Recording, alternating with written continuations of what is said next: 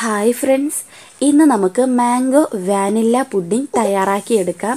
ഞാൻ നമ്മുടെ മാംഗോ പുഡിങ്ങിന് വേണ്ടിയിട്ട് ഒരു 2 പഴുത്ത മാങ്ങയിലേക്ക് കുറച്ച് പഞ്ചസാരയും ചേർത്തിട്ട് നന്നായിട്ടൊന്ന് അടിച്ചെടുത്തിട്ടുള്ള മാംഗോയുടെ പൾപ്പാണിത്.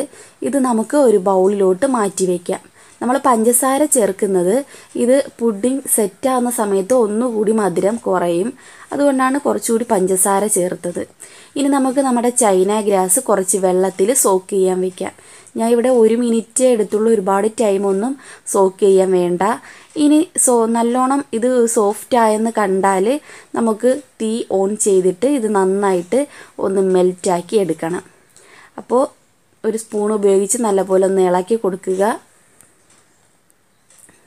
നമ്മുടെ ചൈന ഗ്രാസ് കംപ്ലീറ്റ് മെൽറ്റായി വരുമ്പോൾ നമുക്കിതിലേക്ക് നമ്മുടെ മാംഗോയുടെ നമ്മളിപ്പോൾ അടിച്ച് വെച്ചിരിക്കുന്ന പ്യൂരി ഇതിലോട്ട് ഒഴിച്ചു കൊടുക്കുക. ശരിക്കും ചൈന ഗ്രാസ് ഒരു വെജ് പ്രോഡക്റ്റാണ്, അതുകൊണ്ട് ധൈര്യമായിട്ട് എല്ലാവർക്കും ഉപയോഗിക്കാം. പിന്നെ ചൈന ഗ്രാസിൻ്റെ പ്രത്യേകത എന്ന് പറയുന്നത് എന്ത് തരം പുഡിങ്ങാണോ നമ്മൾ ഉണ്ടാക്കുന്നത്, ഇപ്പോൾ മാംഗോ പുഡിംഗ് അല്ലേ നമ്മൾ തയ്യാറാക്കുന്നത്, അപ്പോൾ ഈ മാംഗോയുടെ ഈ പൾപ്പും നല്ല ചൂടായിരുന്നാൽ മാത്രമേ ഈ പുഡിങ് സെറ്റ് ആവത്തുള്ളൂ നല്ല പോലെ. അതാണ് ചൈന ഗ്രാസിൻ്റെ പ്രത്യേകത. അപ്പോൾ നമ്മുടെ മാംഗോയുടെ പ്യൂരി ഇതിൽ കിടന്ന് നല്ല പോലെ ഒന്ന് ചൂടാകട്ടെ. നല്ല പോലെ ചൂടാകുമ്പോൾ നമുക്ക് ഇത് അടുപ്പിൽ നിന്നും ഇറക്കാം. ഒരുപാട് തിളപ്പിക്കാൻ ഒന്നും വേണ്ട. അപ്പോൾ ഇത് നന്നായിട്ടൊന്ന് ചൂടായിട്ടുണ്ട്. നമുക്കിത് ജസ്റ്റ് ഒന്ന് തണുക്കുന്നവരെ ഒന്ന് വെയിറ്റ് ചെയ്യാം. ഇത് പെട്ടെന്ന് തന്നെ തണുക്കുന്ന സമയത്തും സെറ്റാവും, അതുകൊണ്ട് ഒരുപാട് തണുപ്പിക്കാൻ നിൽക്കണ്ട. ഇനി നമുക്കിതുപോലൊരു ഗ്ലാസ് വച്ച് കൊടുത്തിട്ട് നമ്മുടെ മാംഗോ പുഡിങ് ഇതിനുള്ളിലേക്ക് ഒഴിച്ചു കൊടുക്കാം. നല്ല പോലെ ഒന്ന് ഇളക്കി കൊടുത്തിട്ട് വേണം ഒഴിച്ചു കൊടുക്കാൻ. നല്ലപോലെ തണുത്തു പോയാൽ ഇതങ്ങ് സെറ്റായി പോകും. ഇതുപോലെ ഒരു ഭാഗത്തേക്ക് ഒഴിച്ചു കൊടുത്തിട്ട് നമുക്കിതൊന്ന് ഫ്രീസറിലോട്ട് വെക്കാം. ഏകദേശം ഒരു മണിക്കൂർ ഫ്രീസറിലോട്ട് വെച്ച് ഇതൊന്ന് സെറ്റ് ചെയ്യാം. ഈ സമയത്ത് നമുക്ക് വാനില പുഡിങ് തയ്യാറാക്കാം. നമ്മുടെ 8 ഗ്രാം ചൈന ഗ്രാസിലേക്ക് അല്പം വെള്ളം ഒഴിച്ച് കുതുക്കാൻ വയ്ക്കാം. ഇത് നല്ലപോലെ ഒന്ന് കുതിർന്ന് കിട്ടിയിട്ടുണ്ട് ഇതുപോലെ. ഇനി നമുക്കിതൊന്ന് ഉരുക്കിയെടുക്കണം.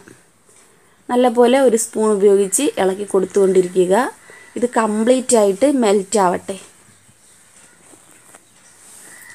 നല്ലപോലെ മെൽറ്റായി കിട്ടിയിട്ടുണ്ട്. ഇനി നമുക്കിതിലേക്ക് 1 ഗ്ലാസ് പാലൊഴിച്ച് കൊടുക്കണം. ഇനി വലിയ 2 ടേബിൾ സ്പൂൺ കണ്ടൻസ് മിൽക്ക് ഒഴിച്ചു കൊടുക്കണം. ഇനി ഒരു വലിയ സ്പൂൺ പഞ്ചസാരയും ഒഴിച്ചിട്ട് നല്ലപോലെ ഒന്ന് ചൂടാവുമ്പോൾ നമുക്ക് അടുപ്പിൽ നിന്നും ഇറക്കാം. ഇനി നമുക്ക് 1 ടീസ്പൂൺ വാനില എസൻസ് കൂടി ചേർത്ത് കൊടുക്കാം. ശരിക്കും നല്ല ടേസ്റ്റി ആയിട്ടുള്ളൊരു പുഡിങ്ങാണ് ഈ വാനില പുഡിങ്. ഇതിപ്പോൾ കംപ്ലീറ്റ് നല്ല പോലെ ഒന്ന് ആറി വന്നപ്പോൾ ഒന്ന് സെറ്റ് ആയത് കണ്ടോ. ശരിക്കും പാലിൻ്റെ പുഡിങ് നല്ല പോലെ ഒന്ന് ഒരുപാട് ഇതുപോലൊന്ന് ചൂടാറി ഇതുപോലെ ഒന്ന് കട്ടിയാവുമ്പോൾ മാത്രമേ ഇതിനുള്ളിലേക്ക് ഒഴിച്ചു കൊടുക്കാൻ പാടുള്ളൂ. നല്ല പോലെ ഒന്ന് മിക്സ് ചെയ്തിട്ട് വേണം ഇങ്ങനെ ഒഴിച്ചു കൊടുക്കാൻ. ഇതിപ്പോൾ ഏകദേശം ഒന്ന് സെറ്റായതാണ് നമ്മുടെ പാലിൻ്റെ പുഡിങ്. അപ്പോൾ ഇനി നമുക്കിതൊരു 2 മണിക്കൂറെങ്കിലും ഫ്രീസറിലോട്ട് വെച്ചിട്ട് ഒന്ന് സെറ്റാവാൻ വയ്ക്കാം.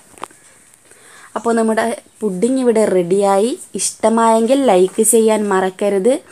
എൻ്റെ വീഡിയോ ആദ്യമായിട്ടാണ് കാണുന്നതെങ്കിൽ സബ്സ്ക്രൈബ് ചെയ്യാനും മറക്കരുത്.